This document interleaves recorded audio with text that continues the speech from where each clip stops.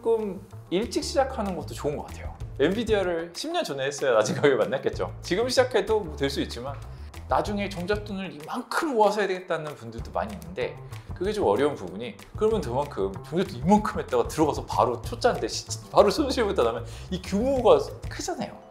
근데 어릴 때 어떻게 보면은 나중에 보면은 작은 돈을 가지고 시작해서 1호도 보고 크게 1호 따도 보고 하는 거는 이게 훨씬 어떻게 보면 덜 위험한 일일 수 있죠. 경험은 처음에 좀 일찍 해보는 게 좋다. 우연찮게 저희가 찍게 됐는데 대표님은 혹시 주식을 어떻게 시작하시게 됐나요? 네, 저는 중학교 때 주식을 너무 좋아했고 주식 때문에 고생도 많이 하신 학원 선생님이 있었어요. 그분하고 맨날 학원 끝나면은 막 탕수육 먹으러 다니고 짜장면 먹으러 다니고 하는, 맨날 가는 중국집이 있었는데 중국집 갈 때마다 주식 얘기를 맨날 들은 거예요. 그래서 우리나라 제가 중2 때인가 뭐 중1 때인가 어릴 때인데 주식 얘기 맨날 듣다 보니까 너무 재밌는 거예요. 그때가 이제 막 IMF 때 그랬어요. 98년, 뭐 97년. 뭐 주식이라는 거는 맨날 들었는데 그 옛날, 그렇게 저한테는 옛날도 아닌 것 같은데 옛날인가 봐요. 신문에 하나씩 삼성전자 몇만 원, 뭐 등락 뭐 이렇게 써 있어요.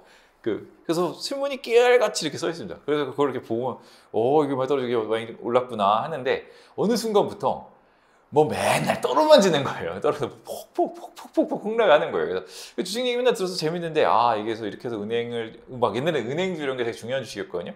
막 이런 은행이 있고 막 했는데 좋구나 해서 딱 보면은 맨날 막 박살. 그래서 98년 이제 IMF 이제 끝 부분이 된 거예요. 그때 막 듣고 보니까 이게 그 분이 막 잘 못하신 게 아니라 뭐 시장이 뭐 너무 나빴던 거죠. 너무 나빠가지고 이제 계속 읽는 것만 봤는데 글을 쓰면 재미가 없을 수 있잖아요. 근데 저는 그게 재밌었어요. 야, 그래도 이게 세상이 이렇게 움직이는구나. 그게 어마어마하게 움직이니까 올라가도 또 어마어마한 기회가 있고 내려가는 것도 엄청나게 움직일 수 있구나. 막 이런 걸 막 느낀 거예요. 단말기가 있어요. 옛날에는 HTS가 아니고 단말기로 뭘 확인할 수 있고, 사실 옛날에 객장이라고 그러잖아요. 객장에 가서 이게 전광판을 봅니다. 전광판 앞에 소파가 있고요. 여기 딱 누워가지고 내 주식 떨어지나 올라가나 이렇게 봅니다. 지금은 그럴 필요가 없죠. 다 집에 HTS가 있고 MTS가 있으니까요. 근데 그때는 객장에서 보고 가서 거기에 계시는 지금으로는 PB분들, 브로커라고 하셨던 분들한테 가가지고 이렇게 주문을 냅니다. 직접. 그래가지고 사기도 하고요. 너무 재밌었어요. 이게 이게 주식시장이 이렇게 돌아가는구나. 좀 약간 실물적으로 느껴진 것 같아요. 지금은 약간 컴퓨터 속에, 저도 사실 컴퓨터를 하지만 컴퓨터 속에 이런 숫자의 움직임이라면 그때는 뭔가 사람하고 얘기를 하고 뭔가 객장이라는 공간에 가서 주문을 내면서 또 막 잘 될 때 또 그 느낌도 확 오고요. 재밌었어요. 그 당시에도 98년부터 제가 주식을 못하니까 대학 갈 때까지 좀 기다렸어요. 2002년에 이제 드디어 저 학교를 갑니다. 학교를 가서 가자마자 3월에 한 일을 주식계를 열었어요. 그래서 이 주식을 했는데 그때 이미 35만 원이 돼 있더라고요. 2만 원? 뭐 이쯤 됐었던 것 같아요. 30 정도 됐던 것 같아요. 그 기억이. 그런데 그래도 해야 되겠더라고요. 뭐 사실 3만 원에 봤는데 아쉽잖아요. 그렇지만 이게 더 갈 것 같다. 그때는 많이 좋아져서 뭐 해볼만 했던 것 같아요. 2002년 초 그랬다가 그 다음에 바로 했더니 막 레버리지 쓰고 막 들어갔습니다. 그랬더니 그게 그래도 또 막 경기가 좋고 반도체 경기가 괜찮고 해가지고 막 디램값 해서 43만 원인가 기억이 나요. 43만 원 이렇게 정도에 팔았던 것 같아요.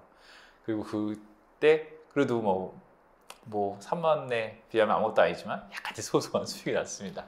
그러니까 이게 첫 기억이 너무 좋았던 거죠. 그래서 이거 계속 해야 되겠다. 그래서 조금 일찍 시작하는 것도 좋은 것 같아요. 삼성전자를 일찍 시작해야 낮은 가격에 만나잖아요.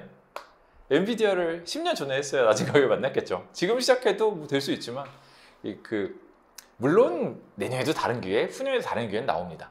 그렇지만 일찍 시작해야 경험도 할 수 있고 뭐 하자마자 잘 되는 거 아니기도 하잖아요. 하자마자 잘 되는 게 아닐 수도 있기 때문에 해보고 시행착오를 겪으면서 더 발전할 수도 있고, 또 일찍 시작해야 뭐 경험도 이런저런 쌓죠. 금융위기도 만나보고 IMF도 만나보고 하는 것처럼 지금도 하다 보면 위기가 있잖아요. 그 위기 때 힘들어보고도 하고, 그러면 다음에 내가 나이가 더 들어서 돈이 더 커졌을 때 그때 위기의 기억이 있어서 대처를 할 수도 있는 거고. 근데 나중에 종잣돈을 이만큼 모아서 해야 되겠다는 분들도 많이 있는데 그게 좀 어려운 부분이 그러면 그만큼 종잣돈 이만큼 했다가 들어가서 바로 초짜인데 바로 손실부터 나면 이 규모가 크잖아요. 근데 어릴 때 뭐 어떻게 보면은 나중에 보면은 작은 돈을 가지고 시작해서 1호도 보고 크게 1호 따도 보고 하는 거는 이게 훨씬 어떻게 보면 덜 위험한 일일 수 있죠. 그리고 일찍 시작하면 소득이 평생에 있기 때문에 여기서 만약에 잘못 어려웠어도 뭐 다음에 소득이 들어오니까 이 돈이 얼마 아닌 걸 수 있거든요. 그러면 종잣돈이 늘어나면 살 수 있고 또 한번 시작을 해서 우연찮게 저처럼 소소하지만 좋은 경험을 하고 시작하면 열심히 하게 됩니다. 그러면은 뭐 월급 받아서 이렇게 하게 되고 뭐 이렇게 펀드도 하게 되고 이렇게 하게 됩니다. 그래서 경험은 처음에 좀 일찍 해보는 게 좋다. 저 시작할 때는 ETF 없었어요. 그래서 개별 주식을 이렇게 봤는데 우연찮게 뭐 다행히 좋은 삼성전자를 본 거죠. 그때 시총 상위에 있었다가 아예 없어진 회사도 굉장히 많습니다. 90년대로 가면은 뭐 집 저변이 완전 달라요. 옛날에 우리나라 시총 1등 뭐 한국전력이었다고 하더라고요. 그러니까 아주 세상이 완전 다릅니다.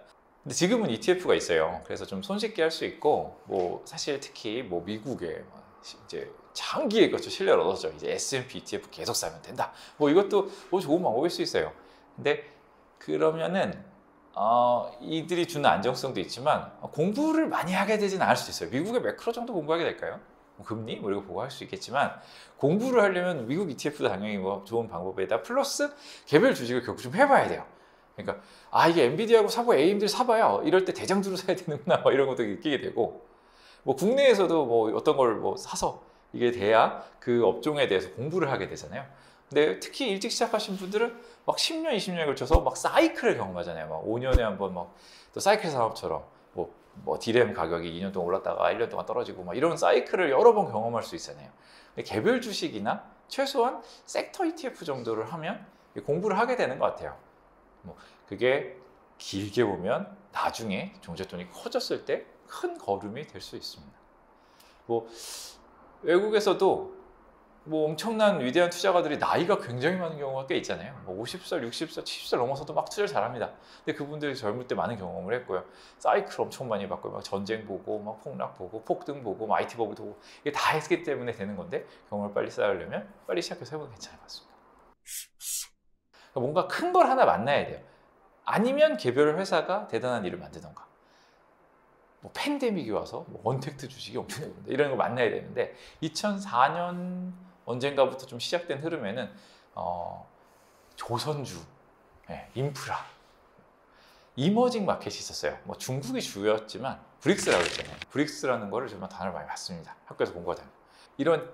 이게 어떻게 보면 개발을 해야 되는 나라들이잖아요. 그리고 자원이 중요한 거고 자원과 관련된 거. 그다음에 막 대한해운 같은 막 이런 해운. 그다음에 해운을 배가 막 움직이고 물동량이 늘고 세계의 공장이 이쪽에서 만들어지면서 세계 소비는 또 미국에서 하고 이게 세계 공장과 수요처를 잇는 그리고 거기다가 엄청나게 벌크션으로 막 자원을 공급해서 만들게 하는 원료를 공급하고 막 이런 흐름이 막 생긴 거예요.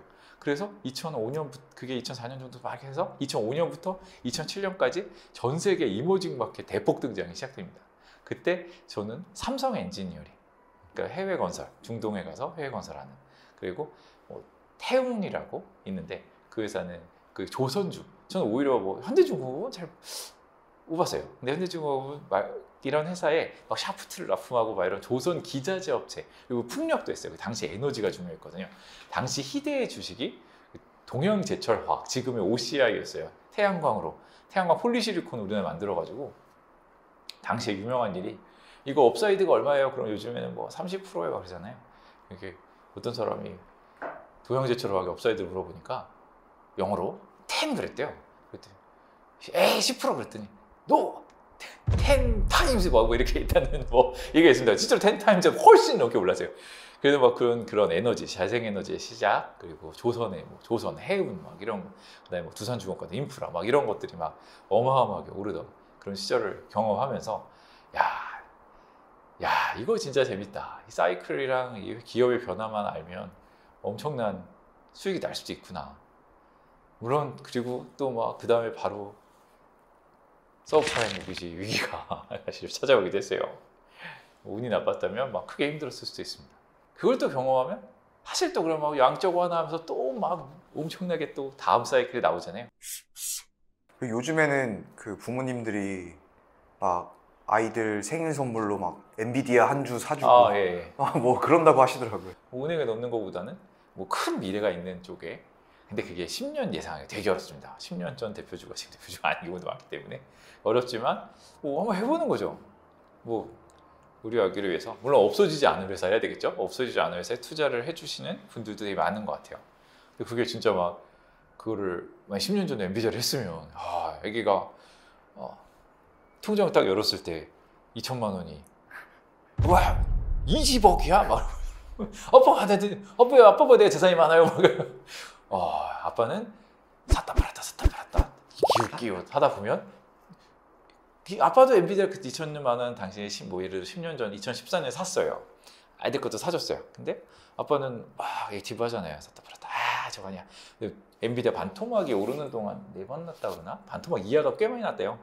반토막 나요. 왜냐면 너무 많이 올라서 뭐 100%못 딱 빨리. 그래가지고 아마 10년 후에 2천만 원이 2천만 원이나 없어졌거나 잘해야 한 5천만 원 돼 있을까요? 아들 거는 20만 원 위로 사줬는데 20억이 되는 거예요. 내가 더 돈 내 자산이 많아요. 아빠 고마워요 할 수도 있잖아요. 그걸 위해서 한번 미래 10년 후에 10년 후까지 살아남고 유망한 회사를 한번 생각해 보시고 이런 플랜도 한번 만들어 보는 것도 재밌을 것 같습니다. 그 대표님은 투자할 때 그럼 처음에 시드는 어떻게 준비하셨어요? 뭐 시즈할 것도 없이 정도로 작은 금액이었고요. 그러니까 제가 얘기하는 게 종잣돈이 중요하지 않는 것 같아요. 그러니까 뭐 그때 뭐 1억으로 100억 만드는 사람들 얘기도 했지만 그분들도 막 1억을 예를 들었지만 1,000만 원의 사람, 3천만 원의 사람도 많아요. 근데 뭐 3천도 1억 100 생각하면 30억이 되는 거예요. 뭐 그럼 어느새 이게 시드가 만들어지기 때문에 처음엔 작아도 됩니다. 뭐 저도 뭐 당연히 학생이었으니까 뭐 그냥 뭐 이런저런 뭐 받은 뭐 장학금, 용돈 과외 뭐 이런 게 있었겠죠. 뭐 그런 뭐 몇십만 뭐 얼마 안 됐겠죠. 100몇십만 원. 뭐 그렇게 시작을 하는데 그러다 보면은 이게 뭐 늘어나요. 이게 늘어나면 어떻게 하겠어요? 과외 더 열심히 합니다. 알바 열심히 하고 어디 가서 뭐 정리하고 막 그러면 이제 또 귀시작합니다. 근데 그러다가 떨어지면 넣는 돈이 약간 어떻게 보면 이제 저가 매수를 또 해주고 이게 늘어나고 그러다 보면 종잣돈이 좀 어린 나이에 형성될 수도 있어요. 뭐 수익이 안 나서 내가 넣은 돈만 있을 수 있는데 최소한 저축은 되잖아요. 재밌고. 예, 그렇게 해서 작은 건 중요하지 않은 것 같아요. 뭐 크게 시작했다고 뭐 어렵게만 합니다. 처음에 큰 돈 움직이려면 뭐 작은 정도 못 사고 힘들게만 합니다. 오히려 작은 종잣돈이 나쁘지 않다 이렇게 생각했습니다. 그래서 오늘 결론은 일단 소액이더라도 좀 빨리 시작해서 많이 경험해봐라. 예. 이렇게 꼭 잘 된다고 말씀드릴 수는 없죠. 알겠습니다. 네, 맨날 고생하는 입장에서 같이 공유하시죠 어려움을. 알겠습니다. 오늘 이만 퇴근하시죠. 예, 퇴근하겠습니다. 수고하셨습니다. 수고하셨습니다.